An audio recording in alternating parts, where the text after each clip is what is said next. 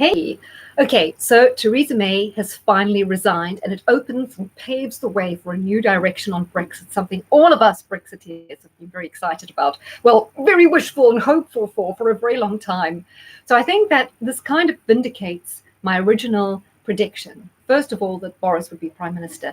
Second of all, that we would end up with a substantial Brexit.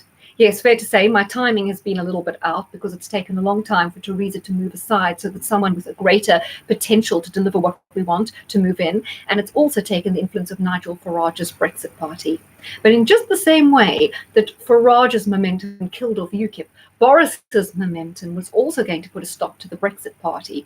So as I've long said, the Brexit party is a little bit like remember Zach Goldsmith's father did the whole referendum party. The Brexit party, I still believe, is a one-trick pony. When you've got people like Anne Widdecombe, who are extremely conservative, Catholic prudes almost, and you've got Claire Fox in the party, which almost, is totally liberal, wants to make child porn, children able to watch porn. I think there is too much divergent of interests and priorities in that party to ever come up with a coherent manifesto.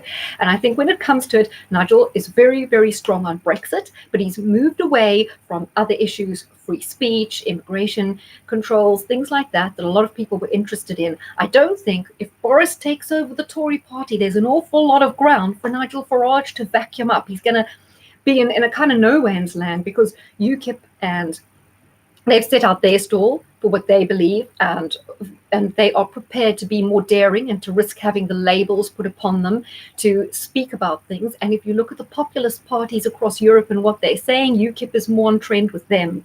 Nigel Farage has got a very strong message with Brexit. He's brought along a whole lot of people to his party who their only commonality is Brexit. So where to, once Boris takes up the mantle and once a strong Brexit is delivered, I think he's left in no man's land. Sure, he's always going to be the bogeyman for the Conservatives that can whip up a storm of nationalistic feeling around Brexit and can take people away from the Tories, therefore scare them and steer their policy. But if the Tories have someone like Boris and the Brexit is delivered, what is Nigel's message going to be? He's going to have to be a little bit more risky and move away from the safe space that he's currently in, where he's just not talking about certain things anymore. So I think we are ready to move ahead with Brexit again. This is very exciting, and I think this time we are going to nail it. And yes, look, thank you to Nigel, what he's did with this EU elections. But think about it.